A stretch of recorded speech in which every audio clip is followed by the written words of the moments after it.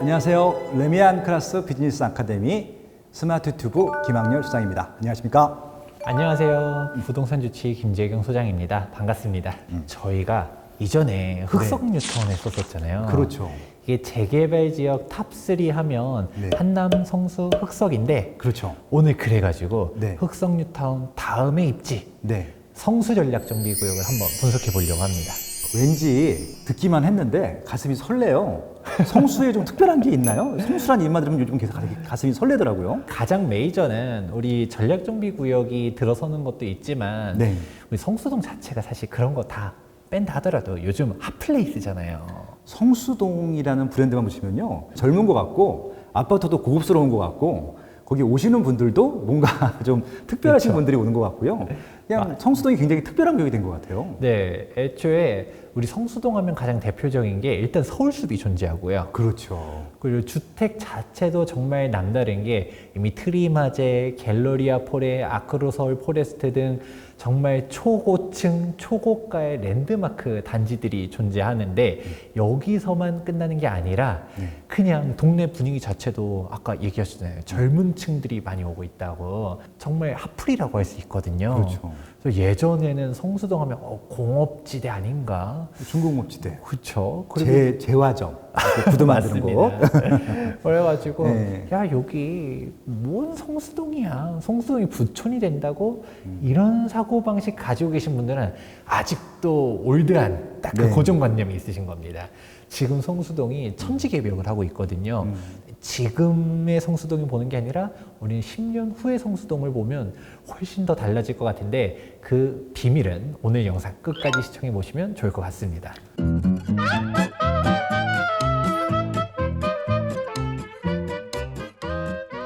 그러면 하나씩 들어가 보도록 할게요. 그럼 어떤 주거 상품을 우리가 들어갈 수 있을까요?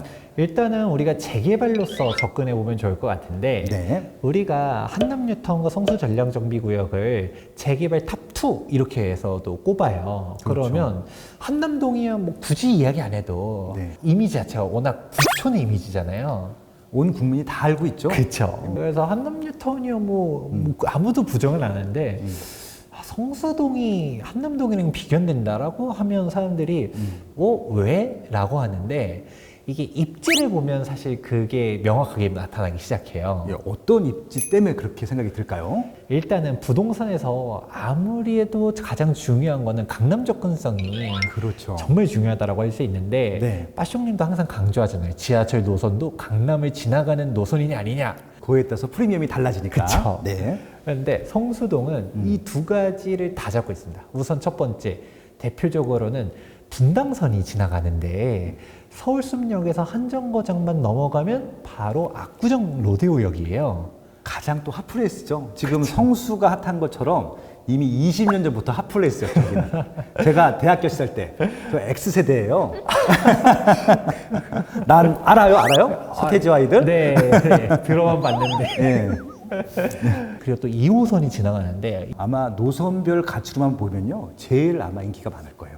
타는 사람들도 그렇죠. 지금도 제일 많고요. 우리가 2호선 라인들의 직장들도 정말 많고 하기 때문에 우리 성수동에 2호선도 지나가고 분당선도 지나간다 이것만 본다 하더라도 우리가 알 수 있고 그냥 또 여기서 나오는 포인트가 아까 대중교통 얘기했었는데 네. 그 다음으로 보는 거는 이게 자차 접근도 정말 중요하다고 할 수 있죠. 그렇죠. 도로 이용 편리성, 그리고 자동차로 많이 들어오시는 분들도 필요하겠죠.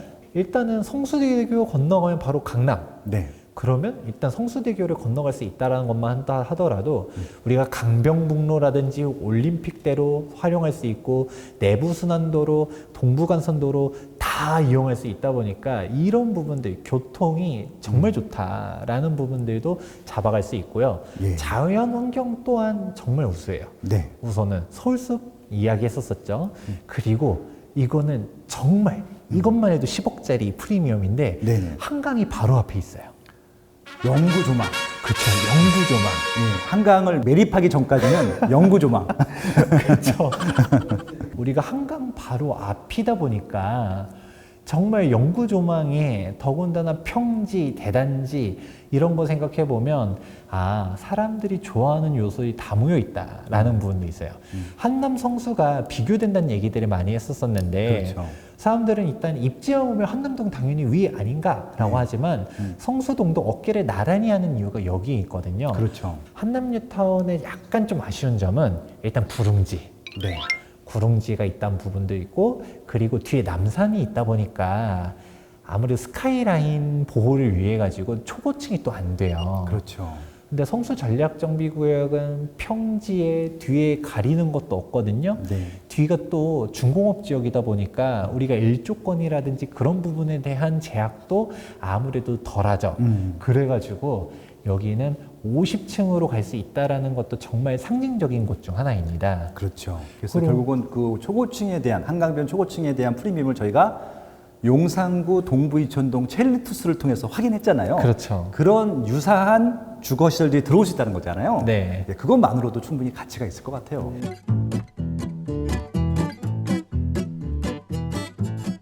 사람들이 좀 의심할 수 있는 것 중 하나가 50층이 정말 될까?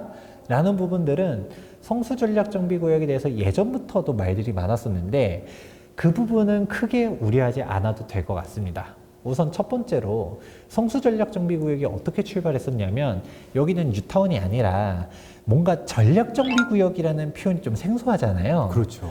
그게 이유가 있어요. 네. 이 전략정비구역이 지금 현 시장이기도 하지만 예전에 네. 전 오세훈 서울시장님이 있었을 때 네. 한강변을 준비해야겠다. 네. 한강 르네상스 하면서 출발했었거든요. 그렇죠. 그래서 전략정비구역도 그때 당시 이촌동이라든지 여의도라든지 압구정, 성수동 합정해가지고 5군데 지정을 했었고 그 다음에 유도정비구역도 해가지고 지정을 했었었는데 그런데 그 수많은 지정들이 다 해제가 되고 네. 유일하게 진행된 게가 성수 전략정비구역이에요. 그래서 네네. 다른 데는 뭐 재개발, 뭐 재개발 이렇게 얘기하는데 여기는 성수 전략정비구역해서 여기만 용어가 이런가라는 부분들이 일단 그렇게 달라진다는 거고 실제로 이 50층에 대한 말들은 정말 많았었지만 이미 이 논란은 할 필요가 없는 게 2011년도에 2011년도에. 오세훈 전 서울시장님이 있었을 때 정비계획안이 고시가 됐었어요. 네. 이 정비계획안에 보면 최고 50층을 건축할 수 있도록 수립이 돼 있었거든요. 그렇죠. 그래서 이미 50층에 대한 부분들은 고정이 되어 있었는데 그럼에도 불구하고 성수 전략정비구역이 정말 50층이 되냐 안 되냐가 말들이 많았었던 거는 오세훈 서울시장님 이후로 들었었던 박원순 전 서울시장님께서 우리 2030 서울 플랜 세우면서 한강변 최고 35층 네. 이 이상은 못 넘어가 이렇게 했었다라는 거죠.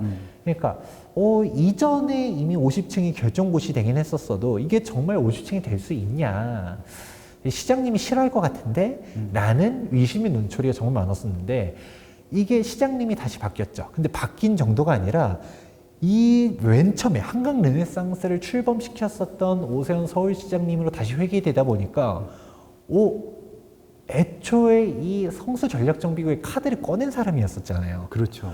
그러니까 이제 사람들이 50층에 대한 위구심이 이제 싹 사라진 거죠. 성수 전략정비구역 외로도 지금 2030 서울 플랜을 다시 바꾸겠다. 이제 50층으로도 올릴 수 있도록 또 하겠다라고 말하는 마당에 네. 성수 전략정비구역은 이미 이전에 확정이 돼 있었었고 더군다나 그 주변을 본다 하더라도 다 알 수 있는 게 우리 가장 유명한 트리마제 같은 경우도 지금 47층, 네. 갤러리아 폴에도 45층, 네. 아크로 서울 포레스트도 49층이거든요. 맞습니다.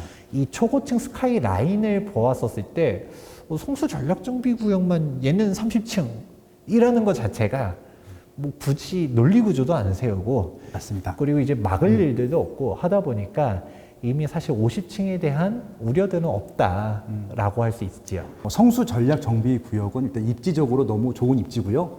일단은 자연환경 쾌적성, 교통 편리성, 강남 접근성, 그리고 상품으로서도 한강변 프리미엄까지 그리고 초고층 아파트까지 거의 아파트 상품으로 가질 수 있는 것들을 모두 구축을 했다라고 하는 겁니다. 그러면 지금부터요. 여기도 구역이 굉장히 크잖아요. 어떤 구역들이 있는지 좀 세부적으로 하나씩 좀 알려주시면 좋겠어요. 이제 성수 전략정비구역 같은 경우는 1, 2, 3, 4구역이 있어요. 아, 네. 그래서 다 합쳐서 8,000세대가 넘는 대단지가 형성이 되는데 네.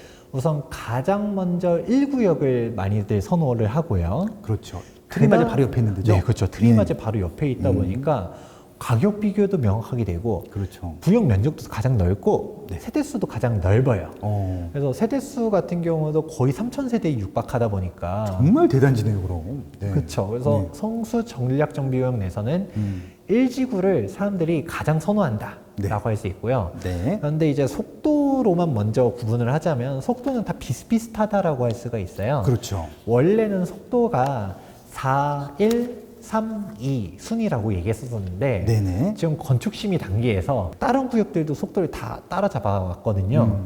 이제 1, 3, 4 구역의 속도가 동일해졌고요. 네. 2 구역이 이제 조금 이제 조화 설립 인가를 가장 늦게 받으면서 막 쫓아가고 있는데 뭐 사실상 뭐 속도 차이는 이제 각 구역들별로 이제 유의미한 차이는 없다라고 볼 수 있는 거고 입지적인 차이들만 놓고 본다라고 했을 때 일단 가장 선호하는 거는 1구역. 네.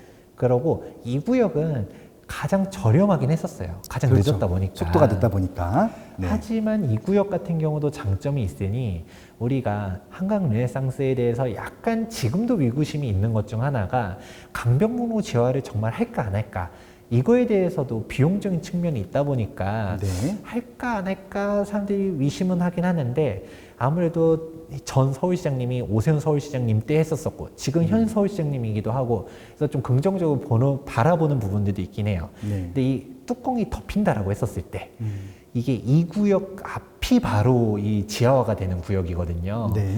그러니까 이런 거 생각하면 이 구역도 결코 밀리지 않는다라고 이야기하고요.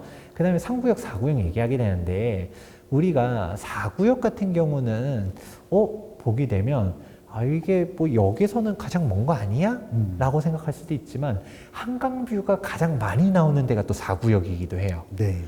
왜냐하면 우리가 성수대교가 있다라고 하면 영동대교도 있잖아요. 영동대교 멋있죠. 그렇죠. 네. 또 영동대교를 또 이제 사선으로 해가지고 광진구 자양동 쪽이 네. 또 초고층이 없어요. 어. 그래서 우리가 전망을 사선을 쫙 바라보게 되었었을 때 한강뷰가 정말 잘 나온다. 라는 부분들도 있어서 4구역도 사람들이 많이 선호하고요. 3구역은 그러면 약간 좀 특장점이 없는 거 아니에요? 라고도 물어볼 수도 있지만 네네. 사업성도 나쁘지 않고요. 그냥 뭐 말이 더 필요한 일단 성수 전략정비구역이라는 것 자체가 이미 끝나는 거다 보니까 네. 그냥 구역별로 다들 좋다라고 할 수 있죠. 1구역, 2구역, 3구역, 4구역 뭐 어느 한 구역 빼놓을 거 없이 다 매력이 있고 장단점이 있고요. 뭐 특별히 조금 더 인기 있는 구역이 1구역인 것 같은데 그러면 아마 좀 비싸겠죠?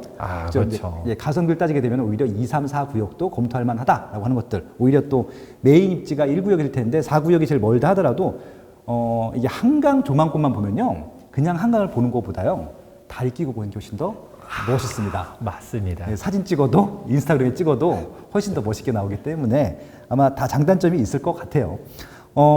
야 이거 말만 하니까 한국에도 가고 싶네요 지금. 그렇죠. 조금 첨언을 해드리자면 현재 지금 토지거래 허가구역으로 묶여 있어요. 맞아요. 또 오세훈 시장님이 네. 또 묶어놓으셨더라고요. 그렇죠. 또 이제 개발 풀어주면 가격 네. 올라갈 것 같으니까 네. 미리 사전적으로 묶어놓은 것 같은데. 근데 이제 여기가 매수를 하고 싶다라고 하면 실거주와 가능한 매물밖에 거래가 안 된다는 그렇겠네요. 점도 네. 참고하시면 좋을 것 같습니다. 그래서 오히려 기회가 있을 수도 있어요. 이게 만약에 많은 분들이 살 수 있는 조건이면요 가격이 더 올랐을 겁니다. 이렇게 어떻게 보면 토지 거래 허가 구역일 때 실거주 하실 수 있는 분들이 접근하기에는 오히려 기회가 될 수도 있다. 예, 그런 팁들도 알차게 드렸네요.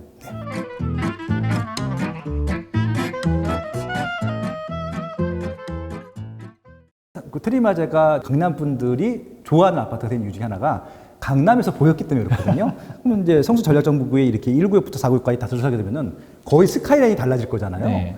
굉장히 많은 시공사들이 호심탐탐 노리지 않을까 예, 그런 생각이 들기도 하네요. 네. 빠숑님이 정말 핵심을 잘 짚어주셨는데 우리가 성수동이 바로 압구정 맞은편이고 강남에서 보인다라는 거다 보니까 아무래도 한남뉴타운 성수 전략정비구역은 정말 비싸긴 해요. 하지만 강남 재건축과 비교해 보면 그렇게 안 비싸거든요. 강북은 강남과 비교할 수가 없어요, 가격은. 아직까지는. 예. 네. 하지만 네. 여기가 정비가 된다라고 하면 또 앞에서 얘기했었잖아요. 제가 한남동은 당연히 부촌인데 성수동이 과연 부촌이 될까? 의구심을 가지시는 분들이 있는데 네. 아 여기가 정비가 된다라고 하면 그리고 이미 갤러리아 포레라든지 아크로 서울 포레스트 가격들이 장난이 아니잖아요. 트림마저도 장난 아니에요. 그쵸. 예. 그렇다 보니까 여기 개발되면 괜찮겠는데? 그리고 우리가 맞은편인데 저기 눈에 보이니까 강북이라고 해서 생각을 안 했다가 저기 살만하겠다. 이게 정말 중요하기 때문에 앞으로 10년 뒤에 정비가 완료된 성수동을 주목해 보시면 좋을 것 같습니다. 입지가 일단 저는 거의 깡패 수준이라고 생각하고요. 비교 대상이 없고, 왜냐면 또 여기는 강북에 있기 때문에 한강 뷰가 남쪽으로 됩니다. 강남에서나 서초구에서 또 흉내를 낼 수 없는 입지 조건들이 있고요. 그리고 저는 또 하나 보태고 싶은데, 강남이 접근성이 좋은 이유 중에 하나는 강남에 일자리가 많기 때문이기도 하거든요. 근데 성수동에는요, 성수동 자체도 일자리가 증가하고 있어요.